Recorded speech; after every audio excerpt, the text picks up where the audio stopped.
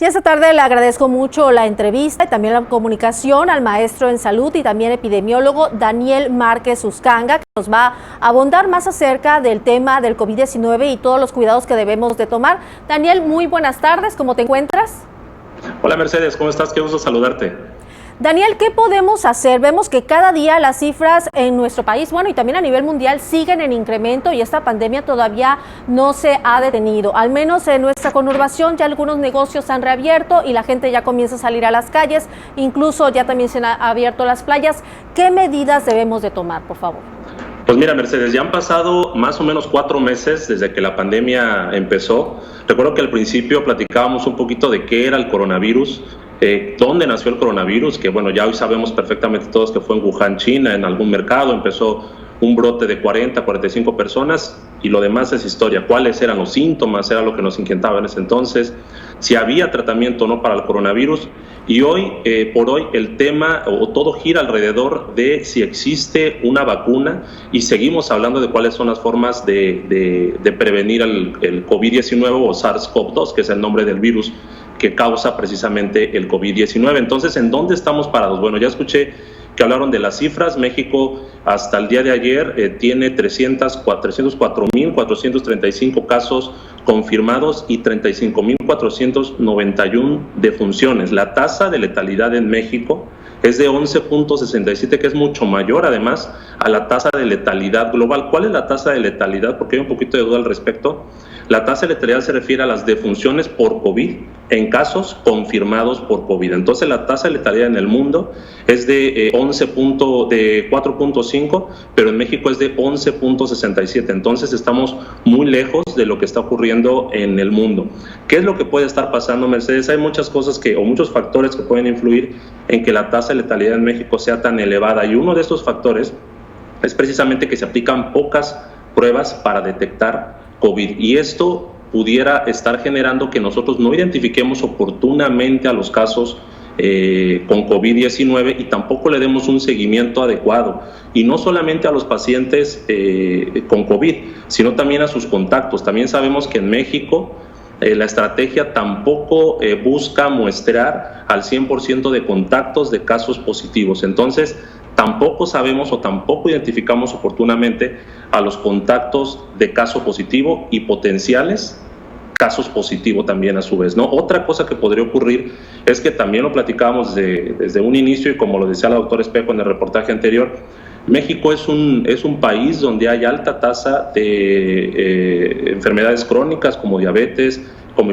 hipertensión, como enfermedades renales, y todo esto favorece a la defunción por COVID. Otra cosa que también podría estar generando que en México muera mucho más gente que en otros países es lo difícil que puede ser también tener acceso a un sistema de salud, tener acceso a centros de salud. Y no solamente eso ocurre en el COVID, ocurre en cualquier enfermedad. Entonces, uno de los retos también del gobierno actual es acercar a los médicos, acercar a los profesionales de la salud para recibir una atención oportuna y en forma.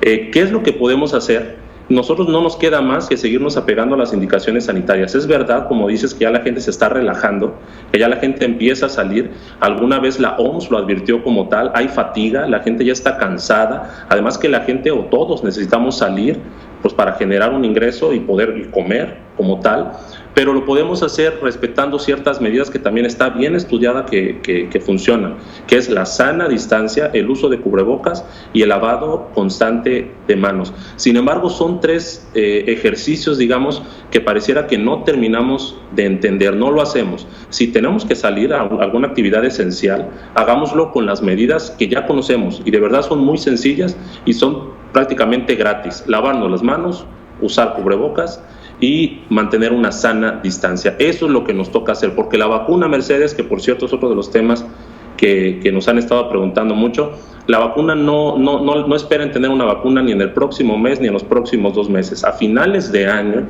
es cuando esperamos o pensamos o creemos tener una vacuna lista para entonces utilizarse a principios del año 2021. Y ahí viene otra polémica.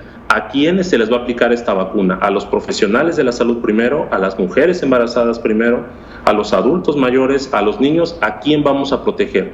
Y además, ¿qué países van a tener primero la vacuna? Entonces son de esas cuestiones que en su momento tendremos que platicar no es el momento, pero sí quisiera aclarar que las vacunas todavía están lejos, porque ya por ahí también sale alguna empresa rusa que dice que está lista para fabricar miles de dosis los próximos meses. No, todavía están en pruebas, entonces todavía falta mucho para una vacuna, Mercedes. Entonces es importante que la ciudadanía que esté escuchando esta entrevista no se relaje, porque tal vez con un momento que ya diga, ya me cansé, me dio mucho calor de traer el cubrebocas, me lo quito, y en ese momento pasa una persona, estornuda o habla con ella y ya se contagió, y de embalde estarse cuidando los 4 meses encerrados en casa. Daniel, ¿en qué condiciones, sabemos que trabajas en el hospital, y en qué condiciones llegan las personas a solicitar el servicio médico? ¿Llegan a tiempo o ya llegan cuando de plano no pueden respirar y ya no se puede hacer nada? Porque hemos presentado información de que incluso algunas personas han muerto hasta en la vía pública o en el traslado al hospital. Así es, al principio de la pandemia hablábamos mucho de acude a la unidad de salud o al servicio de salud, al hospital, al centro de salud, solamente cuando tenga síntomas. Sin embargo, la gente se está esperando a los síntomas más complicados de la enfermedad. O sea, se espera a tener un problema respiratorio importante y muchas veces ya el médico ya no lo alcanza. Entonces, lo que está pasando es que al saber que no tenemos un fácil acceso a pruebas, porque en México se está muestreando a un 10% de gente, digamos, ambulatoria, y solamente se muestra un 100% de pacientes hospitalizados, la gente, al saber que no va a tener una prueba fácil, porque así es aquí en México, entonces está aguantando mucho para llegar al hospital, y llega al hospital precisamente cuando está saturando o cuando su oxigenación está por abajo del 80 o el 70%, y prácticamente en ese momento no nos queda más que intubar al paciente. Y un paciente intubado por COVID es un paciente complicado y con alta probabilidad de fallecer. Entonces, sí, es verdad, la gente tiene que ir a la atención, al servicio de salud cuando tiene síntomas. Las personas, entre comillas, jóvenes, saludables, sin comorbilidades, podrían tener una orientación vía telefónica, pero deben acudir al hospital o al centro de salud cuando los síntomas sean más importantes, cuando haya fiebre, cuando haya dificultad respiratoria, y no deben dejar de pasar más de 48 horas, porque sí, el cuadro se complica y el riesgo de fallecer es mucho mayor en los hospitales. Y también lo he platicado en algunas otras entrevistas, en los hospitales está falleciendo un 45% de la gente que ingresa por COVID. O sea, la tasa de letalidad de los hospitales en la zona conurbada, Veracruz, Boca del Río, Medellín, está entre el 40 y el 45%, Mercedes. Obviamente la tasa de letalidad, considerando población ambulatoria y que está en sus domicilios, pues es mucho menor porque pues se diluye. Pero la gente que llega al hospital, que es la gente complicada, fallece un 40 o 45%. ¿Y por qué? Por eso que te estoy explicando. Llegan ya muy tarde, llegan cuando ya saturan muy bajo y cuando ya no hay mucho que ofrecerles. Pues qué bueno que aclaras esto, porque hay muchas personas que se ha convertido en un mito, que dicen, bueno, no vayan al hospital porque ahí los matan.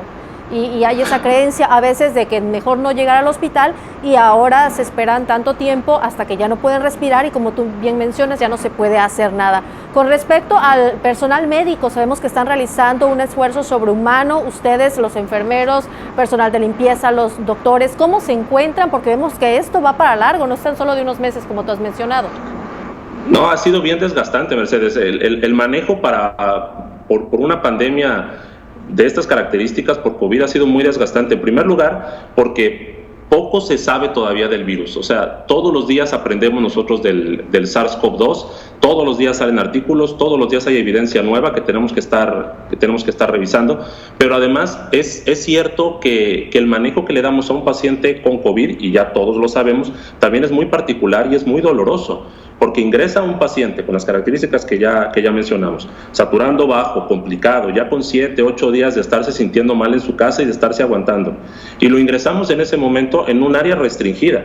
En esa área restringida solamente hay médicos, hay enfermeras que, por cierto, también deben tener un equipo de protección personal especial, precisamente para evitar que ellos se infecten, y que, por cierto, también ha habido brotes en los hospitales en Veracruz, ha habido casos en los hospitales de Veracruz, en personal profesional de la salud, por el descuido muchas veces.